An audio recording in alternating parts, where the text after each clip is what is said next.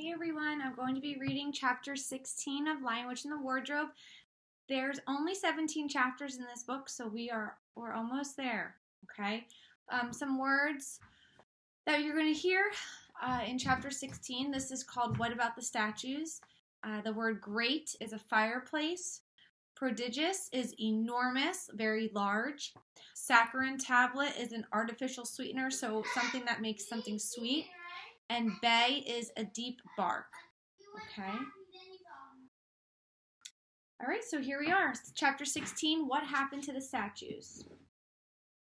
What an extraordinary place. Now, if you remember, going back to chapter 15, Aslan mysteriously came back to life, okay? And it was because there was a deeper, dark magic. Oh, I shouldn't say dark. Deeper magic that basically made what he did for Edmund made him come back to life. Okay, he sacrificed himself for Edmund, so Edmund couldn't be killed by the queen. And in doing that, I guess he appeased another magic that the queen didn't know about, or why don't I call her the queen? The witch didn't know about, that maybe she should have. So she didn't do her research. All right, so now they're at the witch's castle. What an extraordinary place, cried Lucy. All those stone animals, and people too. It's like a museum. Hush, said Susan. Aslan's doing something. He was indeed. He had bounded up to the stone lion and breathed on him. Then, without waiting a moment, he whisked around, almost as if he had been a cat chasing its tail, and breathed also on the stone dwarf, which, as you remember, was standing a few feet away from the lion with its back to it. Then he pounced on a tall stone dryad, which stood beyond the door, turned rapidly aside to deal with a stone rabbit on his right, and rushed on to two centaurs. So he's going around, he's just breathing on these statues. But at that moment, Lucy said, "Oh, Susan, look at the lion."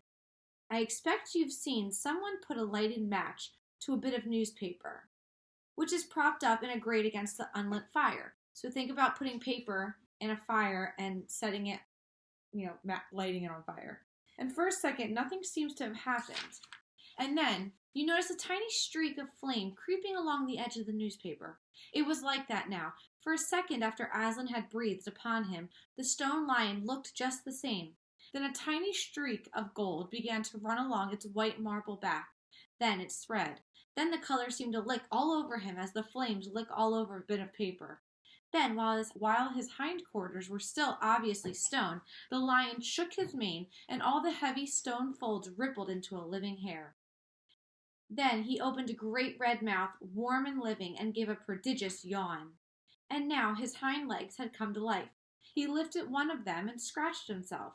Then, having caught sight of Aslan, he went bounding after him and frisking around him, whimpering with delight, and jumping up to lick his face. So by Aslan breathing on the lion, it kind of cracked away the stone, and the lion that was previously turned to stone is now his rightful self. Of course, the children's eyes turned to follow the lion, but the sight they saw was so wonderful that they soon forgot about him. Everywhere, the statues were coming to life. The courtyard looked no longer like a museum. It looked more like a zoo. Creatures were running after Aslan and dancing round him till he was almost hidden in the crowd. Instead of all that deadly white, the courtyard was now a blaze of colors. Glossy chestnut sides of centaurs, indigo horns of unicorns, dazzling plumage of birds, ruddy brown of foxes, dogs and satyrs, yellow stockings and crimson hoods of dwarves, and the birch girls in silver, and the beech girls in fresh, transparent green, and the larch girls in green so bright it was almost yellow. And instead of the deadly silence, the whole place rang with the sound of happy roarings, brayings, yelpings, barkings, squealings, cooings, neighings, stampings, shouts, hurrahs, songs, and laughter. "Oh," said Susan in a different tone, "look, is it safe?" Lucy looked and saw that Aslan had just breathed on the feet of a stone giant. "It's all right," shouted Aslan joyously. "Once the feet are put right, all the rest of him will follow." "That wasn't exactly what I meant," whispered Susan to Lucy. But it was too late to do anything about it now, even if Aslan would have listened to her. The change was already creeping up the giant's legs. Now he was moving his feet. A moment later he lifted the club off his shoulder, rubbed his eyes, and said, "Bless me, I must have been asleep. Now where's that dreaded little witch that was running about on the ground? Somewhere just by my feet it was." But when everyone had shouted up to him to explain what had really happened, and when the giant had put his hand to his ear and got them to repeat it all again so that at last he understood, then he bowed down till his head was no further off than the top of a haystack, and touched his cap repeatedly to Aslan, beaming all over his honest, ugly face. Giants of any sort are now so rare in England that so few giants are good-tempered that 10 to 1 you have never seen a giant when his face is beaming. It's a sight well worth looking at. "Now for the inside of this house," said Aslan. "Look alive, everyone, upstairs and downstairs and in my lady's chamber. Leave no corner unsearched. You never know where some poor prisoner may be concealed." And into the interior they all rushed, and for several minutes the whole of that dark, horrible, fusty old castle echoed with the opening of windows, and with everyone's voices crying out at once, "Don't forget the dungeons! Give us a hand with this door! Here's another little winding stair! Oh, I say, here's a poor kangaroo! Call Aslan! Phew, how it smells in here! Look for trapdoors! Up here! There are a whole lot more on the landing." But the best of all was when Lucy came rushing upstairs, shouting out, "Aslan, Aslan, I've found Mr. Tumnus! Oh, do come quick!" A moment later, Lucy and the little fawn were holding each other by both hands and dancing around and round for joy. The little chap was none the worse for having been a statue, and was of course very interested in all she had to tell him. But at last the ransacking of the witch's fortress was ended. The whole castle stood empty, with every door and window open, and the light and the sweet spring air flooding into all dark and evil places which needed them so badly. The whole crowd of liberated statues surged back into the courtyard, and it was then that someone, Mr. Tumnus, I think, first said, "But how are we going to get out?" For Aslan had got in by a jump, and the gates were still locked. "That'll be all right," said Aslan, and then, rising on his hind legs, he bawled up at the giant. "Hi, you up there," he roared. "What's your name?" "Giant Rumblebuffin, if it please your honor," said the giant, once more touching his cap. "Well then, Giant Rumblebuffin," said Aslan, "just let us out of this, will you?" "Certainly, your honor, it will be my pleasure," said the giant. "Stand well away from the gates, all you little uns." Then he strode to the gate himself, and bang, bang, bang went his huge club. The gates creaked at the first blow, cracked at the second, and shivered at the third. Then he tackled the towers on each side of them, and after a few minutes of crashing and thudding, both the towers and a good bit of the wall on each side went thundering down in a mass of hopeless rubble. And when the dust cleared, it was odd standing in that dry, grim, stony yard to see through the gap all the grass and waving trees and sparkling streams of the forest, and the blue hills beyond that, and beyond them the sky. "Blowed if I ain't all in that muck sweat," said the giant, puffing like the largest railway engine. "Comes of being out of condition. I suppose neither of you young ladies has such a thing as a pocket handkerchief about you." "Yes, I have," said Lucy, standing up on tiptoes and holding her handkerchief up as far as she could reach. "Thank you, missy," said the giant, stooping down. The next moment Lucy got rather a fright, for she found herself caught in mid-air between the giant's fingers and thumb. But just as she was getting near his face, he suddenly started, and then put her gently back on the ground, muttering, "Bless me, I've picked up the little girl instead. I beg your pardon, missy. I thought you was the handkerchief." "No, no," said Lucy, laughing. "Here it is." This time he managed to get it, but it was only about the same size to him that a saccharine tablet would be to you. So when she saw him solemnly rubbing it to and fro across his great red face, she said, "I'm afraid it's not much use to you, Mr. Rumblebuffin." So he's a giant, right? So a handkerchief is, like, I guess it could be like the size of a piece of paper. But by the time the giant picked it up, it was literally like this. This big, and he's trying to rub his forehead with this little handkerchief. Oh, that's funny. Where was I? Not at all," said the giant politely. "Never met a nicer handkerchief. So fine, so handy. So, I don't know how to describe it." "What a nice giant he is," said Lucy to Mr. Tumnus. "Oh, yes," replied the fawn. "All the Buffins always were. One of the most respected of all the giant families in Narnia. Not very clever, perhaps. I never knew a giant that was. But an old family. With traditions, If he'd been the other sort, she'd never have turned him into stone. Oh, so there's good giants, bad giants. Who knew?" At this point, Aslan clapped his paws together and called for silence. Our day's work is not over yet, he said, and if the witch is to be finally defeated before bedtime, we must find the battle at once. And join in, I hope, sir, added the largest of the centaurs. Of course, said Aslan. And now, those who can't keep up, that is, children, dwarfs, and small animals, must ride on the backs of those who can.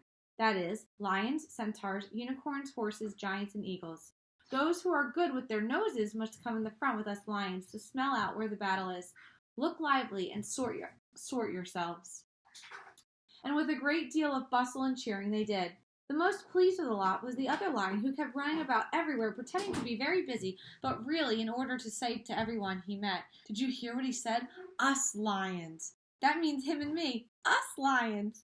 That's what I like about Aslan. No side, no standoffish. Us lions. That meant him and me." And at least he went on saying this till Aslan had loaded him up with 3 dwarfs, 1 dryad, 2 rabbits, and a hedgehog. That steadied him a bit. When all were ready, it was a big sheepdog who actually helped Aslan most in getting them sorted into their proper order. They set out through the gap in the castle wall. At first, the lions and dogs went nosing in all different directions, but then suddenly one great hound picked up a scent and gave a bay. He gave a big bark.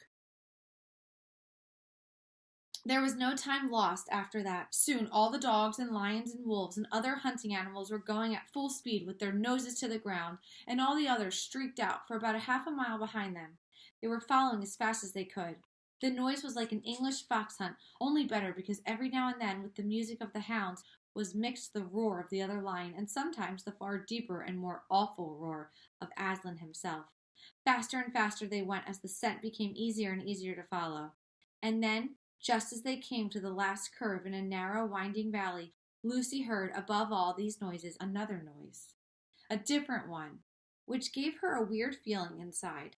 It was a noise of shouts and shrieks, and of the clashing of metal against metal. Then she came out of the narrow valley, and at once she saw the reason. There stood Peter and Edmund, and all of the rest of Aslan's armies, fighting desperately against the crowd of horrible creatures who she had seen last night. Only now in the daylight, they looked even stranger and more evil and more deformed. There also seemed to be far more of them. Peter's army, which had their backs to her, looked terribly few. And there were statues dotted all over the battlefield, so apparently the witch had been using her wand. But she did not seem to be using it now. She was fighting with her stone knife. It was Peter she was fighting. Both of them going at it so hard that Lucy could hardly make out what was happening. She only saw the stone knife and Peter's sword flashing so quickly they looked like 3 knives and 3 swords. That pair were in the center. On each side of the line stretched out. Horrible, horrible things were happening everywhere she looked. "Off my back, children," shouted Aslan. And they both tumbled off. Then with a roar that shook all Narnia from the western lamp-post to the shores of the eastern sea, the great beast flung himself upon the White Witch. Okay, so picture this. They walked into a battle, a huge battle, with Peter in the lead, leading the good side, and the White Witch, and all of those really scary, evil-looking creatures fighting all of the good creatures and Peter and Edmund. Lucy saw her face lifted toward him for 1 second with an expression of terror and amazement. Then Lion and Witch had rolled over together, but with the witch underneath. And at the same moment, all warlike creatures whom Aslan had led from the witch's house rushed madly on the enemy lines. Dwarves with their battle axes, dogs with teeth, the giant with his club, and his feet also crushed dozens of the foe.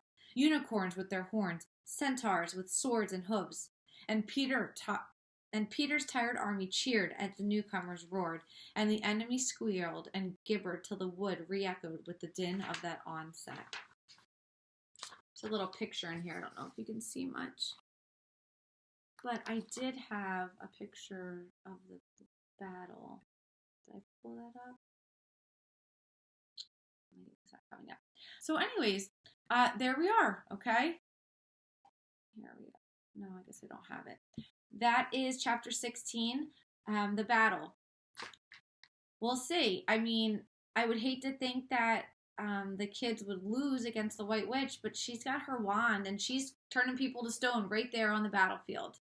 Okay, so our next chapter is going to be 17, and we'll see how this ends. Bye.